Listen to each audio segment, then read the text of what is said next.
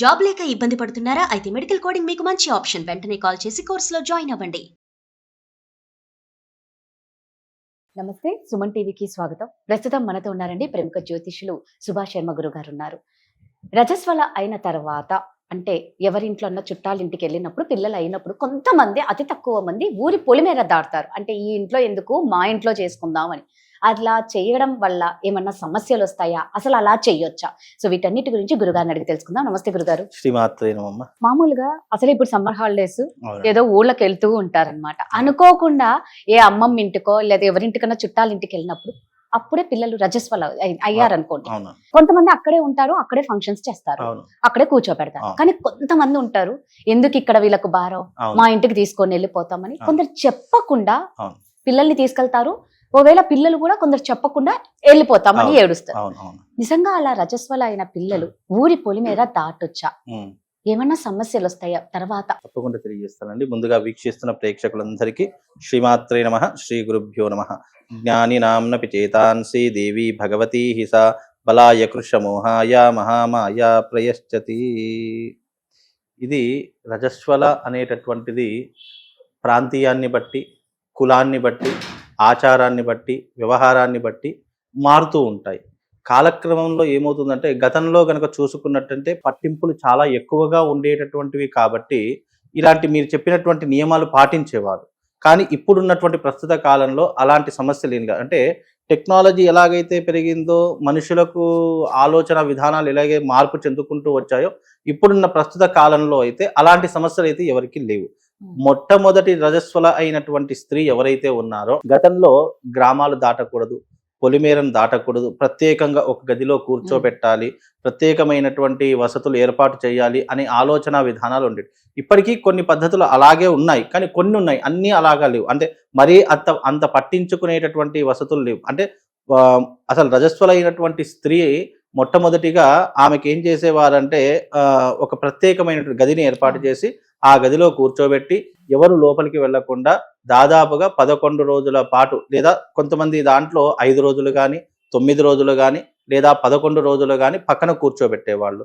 ఆమెకు తగినటువంటి వసతులు సేవలు చేసుకునేటటువంటి ప్రామాణికాలు ఉండేటటువంటివి. కానీ ఇప్పుడు అలా కాకుండా అందరు ఇంట్లో కలిపేసుకుంటూ ఉన్నారు చాలా మంది. కానీ నిజానికి రజస్వలైనటువంటి స్త్రీని అంటే శాస్త్ర ప్రకారంగా, ప్రామాణిక ప్రకారంగా చెప్పాలి అంటే తప్పకుండా ఆమెను ఒక గదిలో కూర్చోబెట్టడము, ఆమెకు అవసరమైనటువంటి వస్తువులు సమకూర్చడానికి తల్లో, అక్కో, లేదంటే ఇంట్లో ఉన్నటువంటి కుటుంబ సభ్యుల పెద్దలో ఎవరో ఒకరు తోడుగా ఉండేటటువంటి ప్రయత్నం ఏర్పాటు చేసుకోవాలి. ఆ తర్వాత ఆ సమయంలో ఆ స్త్రీకి ముఖానికి పసుపు పెట్టి అంటే 11 రోజుల పాటు స్నానాన్ని అవన్నీ ఏమీ ఉండదు. డైరెక్ట్ 5 రోజులు కానీ, 9 రోజులు కానీ, 11 రోజులు స్నానం చేసే పద్ధతులు అనేటటువంటివి ఏర్పాటు చేసుకుంటారు. నిజానికి అలాంటి సమయంలో గ్రామాలు దాటడం కానీ, పొలిమేర దాటడం కానీ చేయకూడదు అని శాస్త్రము. ఎందుకు అంటే ఆ సమయంలో గనక అలాంటివి ఏమైనా చేశారంటే ఆరోగ్యపరమైనటువంటి ఇబ్బందులు ఎదుర్కొనేటటువంటి సమస్యలు చాలా తీవ్రంగా ఉంటూ ఉంటాయి. అలాగే ఆ సమయంలో ఎందుకు దాటకూడదు అని చెప్పారు అని అంటే గనక శాస్త్రరీత్యా ఏంటంటే బహిష్టు అయినటువంటి స్త్రీని ఎవరు చూడకూడదు, మాట్లాడకూడదు, ప్లస్ ముట్టుకోకూడదు అని కొన్ని నియమాలు పెట్టింది. ఎందుకు అని అంటే గనక ఆ సమయంలో ఆ స్త్రీకి ముఖ్యంగా విశ్రాంతి అనేటటువంటిది చాలా అవసరం కాబట్టి ఆ సమయంలో తప్పకుండా ఒక తోడు ఉండాలి. కాబట్టి అది తల్లో, అక్కో, లేదంటే ఇంట్లో ఉన్నటువంటి పెద్ద మనుషులు ఎవరో ఒకరు తోడుగా ఉండేటటువంటి ప్రయత్నాన్ని చేసుకోవాలి. ఒకవేళ మీరు అన్నట్టుగా బంధువుల ఇంట్లో అయినా కానీ, లేదా ఎక్కడైనా ఆకస్మికంగా జరిగినా కానీ, అలాంటి సందర్భం వచ్చినా కానీ వెంటనే సొంత ఇంటికి తీసుకొని వెళ్ళడం చాలా ఉత్తమమైనటువంటి పని. ఎందుకు అంటే ఇప్పుడున్నటువంటి కాలక్రమంలో వాహనాలు వచ్చేసి, అప్పుడంటే ఎడ్ల బండ్లు ఉండేవి, లేదంటే ప్రయాణానికి చాలా ఇబ్బందులు ఉండేటటువంటివి. కాబట్టి ఎక్కడైతే అక్కడే 11 రోజులు ఉంచేసి స్నానం చేసి ఫంక్షన్లు చేసి తీసుకొని వెళ్ళేవారు. కానీ ఇప్పుడు అలా కాదు కదా, ప్రతి ఒక్క దానికి ఆల్టర్నేట్ ఏదో ఒకటి వచ్చేసి పరిస్థితులు ఇప్పుడు ఉన్నాయి. కాబట్టి ఈ సమయంలో గనక ఎక్కడైనా రజస్వలు అయితే ఇంటికి తీసుకొని వెళ్ళి ఫంక్షన్ చేసుకోవడం, లేదా ఇంటికి వెళ్ళి స్నానం చేసుకోవడం చాలా ముఖ్యమైనటువంటి పని. ఎందుకంటే ఆ సమయంలో ఏమీ ముట్టుకోకుండా ఉండాలి. ఎందుకు అనంటే అది రజస్వల అయినటువంటి సమయంలో అంటుముట్టు దోషం ఉంటుంది. కాబట్టి అలాంటి సమయంలో ప్రత్యేకమైన గదిని ఏర్పాటు చేసి మళ్ళీ ఆ గదిలో ఎలాంటి అంటుముట్టు పదార్థాలు కూడా పెట్టకూడదు. అంటే వస్త్రాలు కావచ్చు, మంచాలు కావచ్చు, కొంతమంది ఏం చేస్తారంటే బెడ్రూమ్ లోనే ఉంచేస్తూ ఉంటారు. అలాంటివి చేయకుండా ఒక ప్రత్యేకమైనటువంటి గదిని ఏర్పాటు చేసి ఒక చాప వేసి దాని మీద కూర్చోబెడితే గనక ఎలాంటి దోషం ఉండదు. ఇప్పుడు మీరు అన్నారు కదా రజస్వల అయిన తర్వాత తీసుకొని వెళ్ళొచ్చు అనేసి, అవును. అంటే అది ఎన్ని రోజుల తర్వాత, ఒక 3 రోజుల 5 రోజుల, కొందరు ఏంటంటే అయిన వెంటనే చెప్పకుండా తీసుకొని వెళ్ళిపోతారు. అయిన వెంటనే తీసుకొని వెళ్ళాలి. ఎందుకంటే 11 రోజులు ఒకవేళ అట్లా తీసుకోక వెళ్ళకపోతే గనక ఎక్కడైతే స్త్రీ రజస్వల అయిందో అక్కడే ఉండాలి. ఆ గ్రామం దాటి వెళ్ళకూడదు. ఒకవేళ అయ్యింది అంటే ఆ ఒక్క రోజు అయిన వెంటనే ఒక 13 గంటలు గాని 10 గంటల లోపు తీసుకొని వెళ్తే దోషమేం లేదు. ఇక తెల్లవారు సూర్యోదయం అయింది అంటే ఎక్కడికి తీసుకొని వెళ్ళడానికి అవకాశం లేదు. సూర్యోదయం గాని సూర్య అస్తమయం అయిన తర్వాత ఎక్కడికి తీసుకొని వెళ్ళడానికి అవకాశం ఉండదు. ఏదైనా సరే ఒకవేళ ఉదయకాలం అయింది సాయంత్రం వరకు తీసుకొని వెళ్ళవచ్చు, సాయంత్రం అయింది తీసుకొని వెళ్ళడానికి అవకాశం ఉండదు. కనుక దానికి కూడా సమయ సందర్భాలు అనేటటువంటివి ప్రత్యేకించి జ్యోతిష శాస్త్రంలో చెప్పడం జరిగింది. అందుకే ఇలాంటి కొన్ని పట్టింపులు నియమాలు అనేటటువంటివి పాటించుకోవాలి. కానీ ఇప్పుడున్న జనరేషన్ లో కులాన్ని తగ్గట్టుగా ఆచారానికి తగ్గట్టుగా పట్టింపులు ఎవరి వాళ్ళు చేస్తున్నారు. కొంతమంది తమ యొక్క పూర్వీకులు గాని పెద్దవాళ్ళు గాని ఏ ఆచారాన్ని పాటించారో ఆ ఆచార వ్యవహారాదుల ప్రకారం వాళ్ళు చేసుకుంటారు. కానీ మీరు అన్నట్టుగా బయట సమయంలో గాని ఇంకా ఎక్కడైనా వేరే ఇతర గ్రామాల్లో గాని ఇప్పుడు మీరు అన్నారు సమ్మర్ హాలిడేస్ వచ్చాయి, సమ్మర్ హాలిడేస్ అనుకోకుండా జరిగింది అని అనుకుంటే గనక జరిగితే బంధువులు ఇప్పుడు అమ్మమ్మ తాతయ్యలు అయితే ఏం పెద్ద ఇబ్బంది ఏం లేదు, అక్కడే చేసుకున్న పెద్ద. కానీ ఇంకెవరైనా దూరపు చుట్టాల ఇంటికి వెళ్ళినా దూరపు బంధువుల ఇంటికి వెళ్ళినా వాళ్ళు ఒప్పుకోరు కొంతమంది.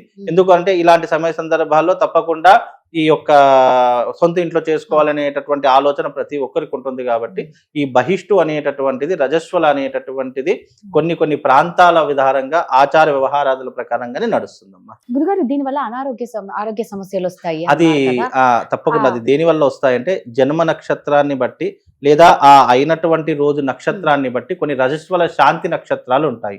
ఆ రజస్వల అయినటువంటి శాంతి నక్షత్రాలలో గనక ఈ బహిష్టు అయితే గనక అప్పుడు ఏం చెయ్యాలంటే ఆ రోజున ఏ నక్షత్రం ఉంది, ఆ రోజున ఏ సమయంలో అయ్యింది, ఏ దుర్ముహూర్తంలో అయ్యిందా, లేదా ఆ నక్షత్ర దోష ప్రభావం వల్ల జరిగిందా అనేటటువంటి చూసుకొని దానికి కొన్ని పరిహారాలు చేసుకోవాలి. లేదు అని అంటే ముఖ్యంగా రెండుటికి ఇబ్బందులు వస్తాయి. ఒకటి ఆరోగ్యానికి, 2 సంతానానికి, 3వది అది ఎక్కువ వివాహానికి సూచిస్తుంది కాబట్టి 3వది వివాహానికి అని కూడా చెప్పుకోవచ్చు. కానీ ఎక్కువగా చెప్పాలి అని అంటే కనుక ఆరోగ్యానికి సంతానానికి అయితే ఇబ్బందులు వచ్చేటటువంటి అవకాశాలు ఉంటాయి. అందుకే రజస్వల అయినప్పుడు శాంతి నక్షత్రంలో అయిందా అది ఒకటి చూసుకోవాలి. అంటే కొన్ని నక్షత్రాలలో రజస్వల అయితే కనుక తప్పకుండా దోష పరిహారం చేయించుకోవాలి. లేదు ఫర్దర్ గా ఎఫెక్ట్ అయ్యేటటువంటి అవకాశం ఏర్పడదు. చాలా మంది పట్టించుకోరు. కానీ ఎప్పుడు ఇబ్బంది పడతారో తెలుసా అండి? అనారోగ్యం సమస్యలు వచ్చినప్పుడు, లేదు అని అంటే కనుక వివాహానికి సంబంధాలు వచ్చినప్పుడు, ఏదైనా ఇబ్బందులు జరిగినప్పుడు, లేదు ఆరోగ్య పరిస్థితి క్షీణించినప్పుడు, ఇలాంటి కొన్ని సందర్భాల్లో ఆర్థిక సమస్యలు కూడా వస్తాయి. అంటే నేను ఒకరిది విన్నాను గురుగారు, ఇలాగే వాళ్ళ అమ్మాయి ఏదో వాళ్ళ ఇంట్లో అయ్యిందట, అయితే ఇంటి ఓనర్లు ఒప్పుకోరు అని చెప్పి ఆ అమ్మాయిని వాళ్ళ పులిమేర దాటి వాళ్ళ ఊరికి తీసుకొని వెళ్ళారనమాట. అయితే ఆవిడ ఏమంటదంటే అప్పటి నుంచి నా బిడ్డకి ఆరోగ్యం అదేమన్నా దెబ్బ తాకిందేమో మేడం, నాకు తెలీదు, ఆరోగ్యము మళ్ళా వచ్చేసి ఆర్థిక సమస్యలట ఉంటాయండి. 100% సమస్యలు కూడా కొన్ని నక్షత్రాలు అంటే మనకు దాదాపుగా 27 నక్షత్రాలు అండి. కొన్ని నక్షత్రాలలో గనక రజస్వలైన ఇప్పుడు జననకాల నక్షత్ర దోషం అంటే పుట్టినప్పుడు దోషం అంటాము, స్త్రీలకు రజస్వల దోషము అని అంటూ ఉంటాము. ఇలా మరణ సంబంధంలో ఈ యొక్క దోషాలు అని అంటూ మరణ నక్షత్ర దోషాలు అని అంటూ ఉంటాము. ఇలా కొన్ని నక్షత్రాల్లో జన్మించిన రజస్వలైన మరణించిన తప్పకుండా దానికి నక్షత్ర శాంతి అనేటటువంటిది చేయించుకుంటే గనక ఇలాంటి ఫర్దర్ గా రాకుండా ఉంటాయి. వాళ్ళు ఏం చేస్తారే ఇవన్నీ ఈ కాలంలో ఏంటి అని చెప్పేసి పట్టించుకోకుండా కొంతమంది ఉంటారు చూసారు. వాళ్ళు ఎప్పుడు అంటే చేతులు కాలిన తర్వాత ఆకులు పట్టుకుంటారు. వాళ్ళ కష్టాలు నష్టాలు ఇబ్బందులు ఎదురవుతాయి కదా, అప్పుడు ఆలోచిస్తారు అయ్యో ఎందుకు ఇట్లా వస్తున్నాయి అంటే అది పరంపరలో మనం గమనిస్తే గనక ఇదిగో ఈ నక్షత్రంలో నీ బిడ్డ రజస్వల అయింది కాబట్టి ఆ సమయంలో నువ్వు శాంతి చేయించలేదు కాబట్టి ఈ సమయంలో నీకు ఆ దోష ఇప్పుడు తప్పు చేసిన వాడికి ఇవాళ రేపు ఏదో ఒక రోజు శిక్ష పడుతుంది. అదే రకంగా ఈ సమయంలో కూడా తప్పకుండా నువ్వు నమ్మినా నమ్మకపోయినా, నమ్మితే అన్నీ ఉంటాయి, నమ్మకపోతే ఏవి ఉండవు. దాని కర్మ ఫలితం అనుభవించుకుంటూనే పోవాలి. నమ్మితే గనక కొన్ని నక్షత్రాల్లో అయితే గనక తప్పకుండా అది ఏ నక్షత్రంలో జరిగింది అనేటటువంటి చూసుకొని దానికి రజస్వల శాంతి చేయించుకొని ఫర్దర్ గా ఇలాంటి ప్రాబ్లమ్స్ అంటే ఆర్థిక పరంగా కావచ్చు, ఆరోగ్య పరంగా కావచ్చు, వివాహ పరంగా కావచ్చు కొన్ని ఇబ్బందులు రాకుండా ఉంటాయని శాస్త్రం అమ్మ. గురుగారు చెప్పినట్లు నిజంగా అవి చాలా ఇంపార్టెంట్ అండి. అంటే చిన్న విషయాలే కానీ పట్టించుకోవాలి. నిర్లక్ష్యం వల్ల 100% నిర్లక్ష్యం వల్ల రాబోయే రోజుల్లో కష్టాలు అనుభవించక తప్పదు. ధన్యవాదాలు గురుగారు. శ్రీమాన్.